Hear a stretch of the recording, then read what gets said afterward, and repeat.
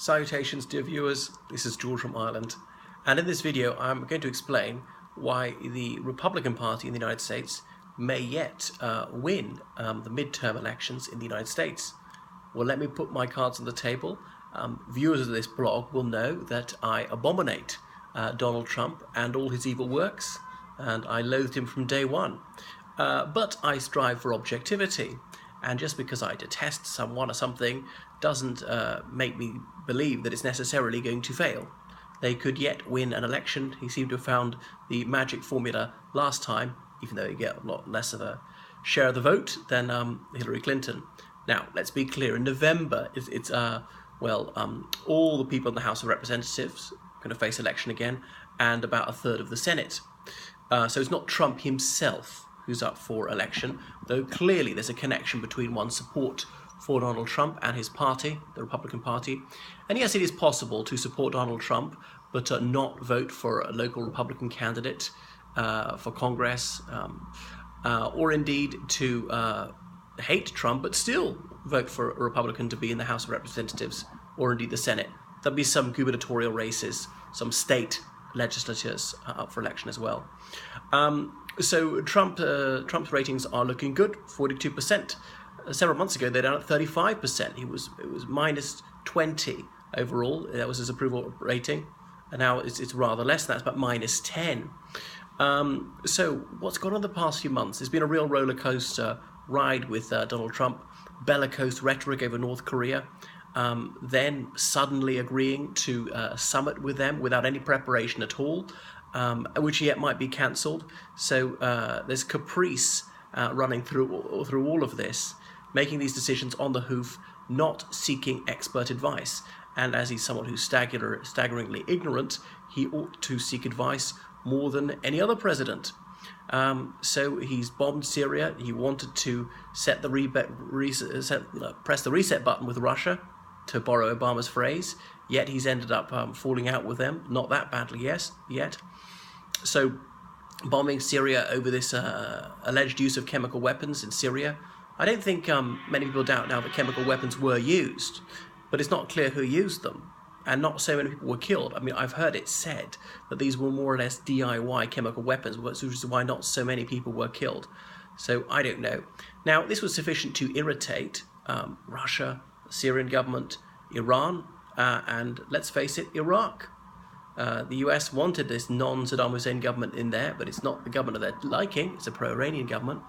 So this has not dented the capability or the resolve of the Assad government and its allies. It's just irked them.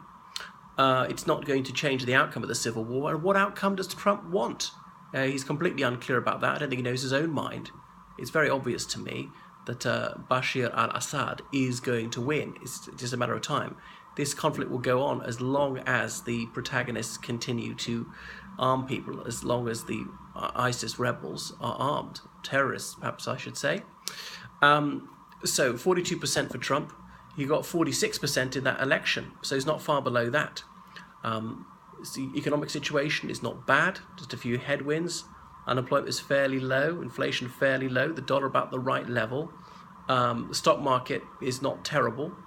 But he's failed on many of his flagship promises. Let's look back to some of his electoral pledges. There is no border wall. No legislation passed about that, and there is no way on earth that Mexico is going to pay a peso towards that. So he stopped talking about that, one of those eye-catching pledges. Think back to his art of the deal, truthful hyperbole, where you can forget the truthful. Telling the most barefaced lies has been a winning stratagem of his for decades. He can tell the most flagrant lies unblushingly, never apologize, never explain, never retract, just move on to the next whopper of a lie. It's like Hitler's big lie theory. The bigger the lie, the more people will believe it. Many people tell trifling lies in their personal lives. The noble lie, thank you, mother, for that birthday present, even though I don't like it. People say that sort of thing. But these are all self-interested lies, prestige lies. It's all about self-aggrandizement for him. But few people would have the impudence to tell an absolutely gigantic lie.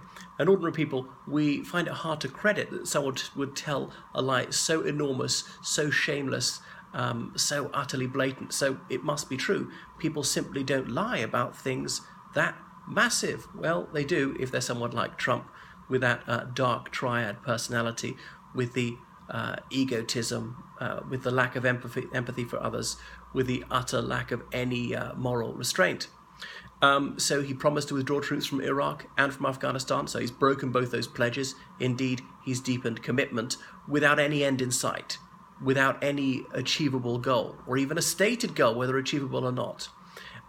He promised to preserve Medicare and Medicaid, and this latest budget announced massive, swinging cuts to these programs, which are vital for so many low-income people in the United States. Now, in fairness, Congress has the power of the purse. Perhaps Trump doesn't realize that. But nevertheless, he advocated for this, and he's reasonably influential. Had he advocated the other way, then his lackeys in Congress, at least a few of them, would have voted the other way, which might have been enough to save these programs. Not every Republican is a mad axeman when it comes to public spending.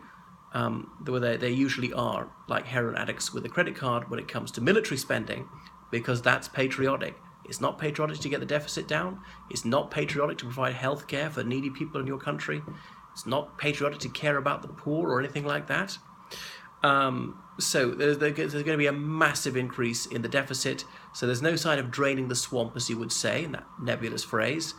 He promised to be against special interests. That's Wall Street. He was saying, well, this is the most pro-Wall Street administration for some time, perhaps ever. Look who he stuffed the cabinet with.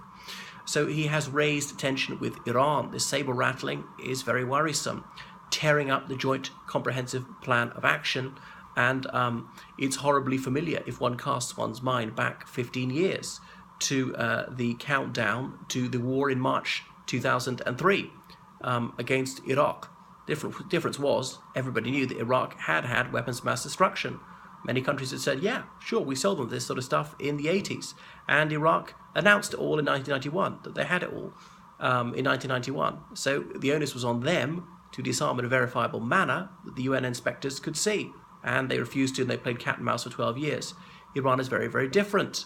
I don't know of any convincing evidence that they ever possessed any weapons of mass destruction, let alone nuclear weapons. And I'm not sure that they tried even to develop nuclear weapons. So the case for a war against Iran is far weaker than it was against Iraq in 2003. So the parallels shouldn't be pushed too far. Now, Trump's continuous mendacity over the Stormy Daniels affair doesn't seem to have hit his ratings. He lied about knowing about this payment that Michael Cohen made, and he lied about repaying Michael Cohen. We know these were lies because he subsequently changed his story. The man has absolutely no credibility at all, but it's flabbergasting that many people continue to give him their backing, including Christian evangelicals. These Bible bashers are supposed to say, well, I want a man whose word is his bond, someone who's trustworthy.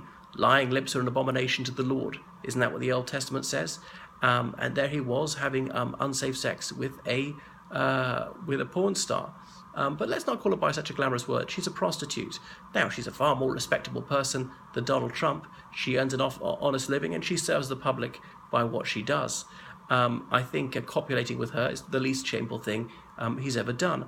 But, you know, a porn star could easily get AIDS. He could easily pass that on to his wife. Is that what a loving husband should be doing? What kind of a role model is that for young Americans? He's the commander-in-chief of the military. Would this sort of behavior be tolerated if he was a serving soldier, a sailor or something? I don't think so. He'd be booted out pretty quick. Conduct unbecoming. Constantly telling these outright untruths about very relevant matters, relevant to his office. Surely this demeans his office. So Republicans might do well in the midterms. 42%. Thing is, Democrats have trouble with turnout. Even if it said that 52% of people are going to vote Democrat, in reality, fewer than that would vote Democrat, because quite a lot of people who are Democrat inclined don't bother to vote. So the Republicans tend to get a better share of the vote than their poll figures would suggest, which is one of the reasons why the polls tended to show Trump more than 2 percentage points behind the last presidential election, yet he just pipped it. So the Democrats should be worried. They mustn't be complacent. They certainly can't take it for granted. Now, there's still a lot left to play for. Here we are only in May, so 6 months to go. As Harold Wilson said, a week is a long time in politics. More could happen with the Mueller investigation.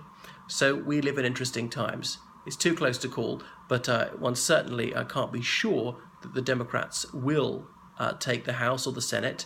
And even a month ago, they were bullish about their prospects.